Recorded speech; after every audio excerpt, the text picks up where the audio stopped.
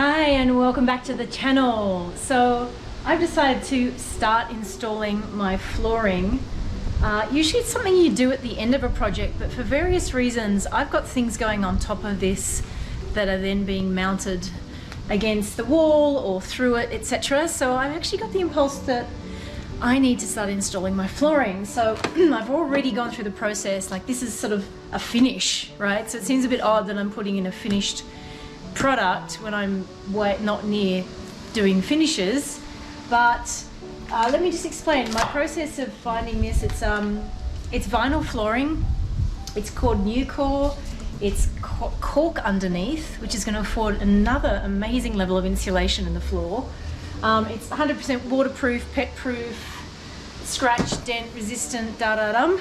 So I'm going to put it to the test, of course. I'm probably actually going to put a layer of paper on it afterwards, but I want to get this going. So after I chose, which you haven't seen yet, my amazing live edge canary wood South American sustainable countertops, I knew I could then choose my flooring colors. And so this is the particular color I'm using of this product.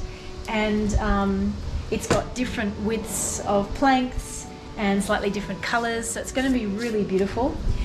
To install this, I basically need a few things. I'm going to need a soft mallet at times. I'm going to need, when I look at the people say you just use a box cutter to score it and snap it, I might need to get my jigsaw out for a few places in my installation.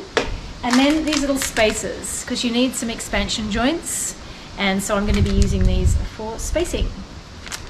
I think that's it for now. If you haven't subscribed, make sure you subscribe over here and press the little bell icon that will notify you of when I upload new videos. So let's get started flooring. Hi, I'm Candace. I'm a lover of mountains and meditation and have decided to minimize my life, buy a Sprinter van and convert it into a tiny home on wheels.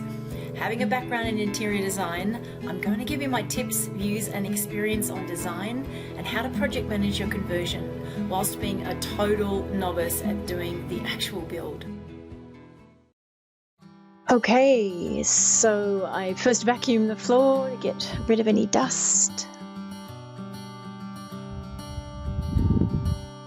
Then we start to bring out the planks and using a square edge find the lines to where I'm going to cut around floor features. And by the way, ended up not using the box cutter to do the cutting. It was slippery and dangerous and it did not work. So when I'm off scene here, I'm actually using a jigsaw to do all of these cuts. Worked great. Took a long time, but it worked great. You see here these little spaces that are leaving these 1/8-inch spaces around. You want that because these can expand and contract in the heat and cold, and you do not want your floor warping.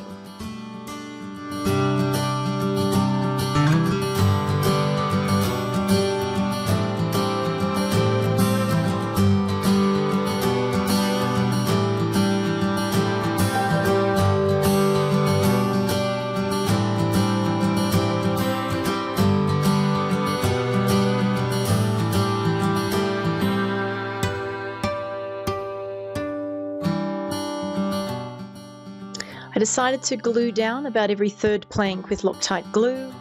This is a moving installation and I noticed things starting to move. That's worked really well. Then you weigh them down to make sure it sticks really well to the plywood.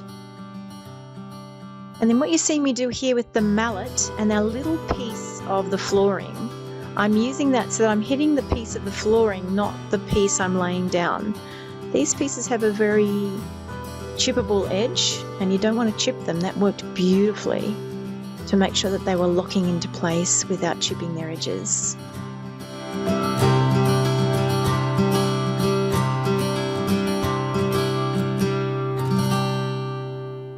That gap there on the left is actually going to be the hole for the diesel heater.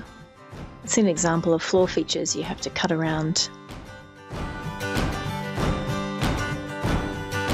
It's a bit easier in the middle when you're just cutting lengths and working out the pattern that you want to put down.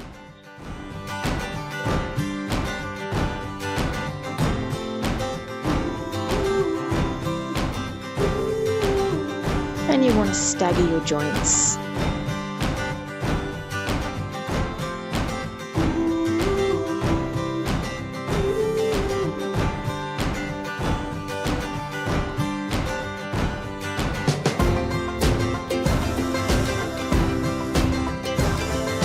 Otherwise, it's a long, arduous process and took 2 days to complete.